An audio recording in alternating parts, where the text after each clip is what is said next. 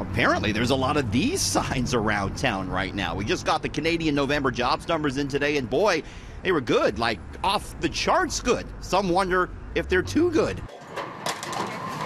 We've actually never had a month this good. Canada created a record amount of jobs in November, 94,100 of them.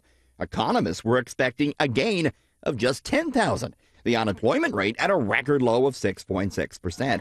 But the top economist at Manulife says it's not totally as good as it looks. Last year, we were adding about 36,000 jobs on average each month. This year, even incorporating this very strong number, that number's closer to 14. So if you're feeling like job growth isn't as great as it was last year, if you smooth out those numbers over a longer period, you'd be right. But what about here in Ontario? Turns out the province created 20,000 jobs last month and created 66,000 over the past 12 months. The Premier likes to say the minimum wage going up to $14 an hour has hurt jobs in Ontario this year. Has it? Jury's out. We need more data. It takes a long time for these types of shocks to filter it through to the broad economy.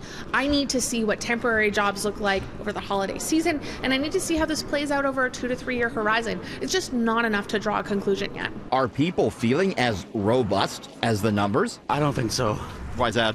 Yeah, I just saw the news about in Oshawa. There's a lot of shedding the jobs in the GM plant. So I'm not sure about the job growth. I think it depends from industry to industry, company to company. I have my friend here who just came from India about 6 months back and has found a job with a top-notch company.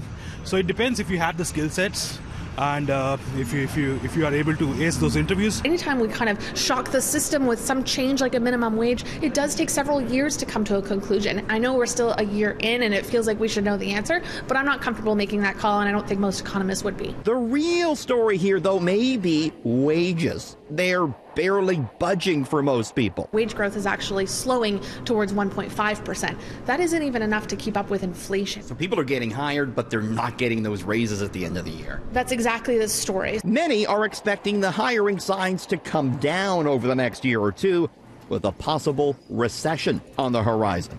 We do need to recognize that that big, ugly R-word recession may be something that becomes more common over the next several months and into 2020. So with slowing growth expected next year, things might get a bit hairy in the employment sector. But right now, I guess we can say we have at least a decent job market.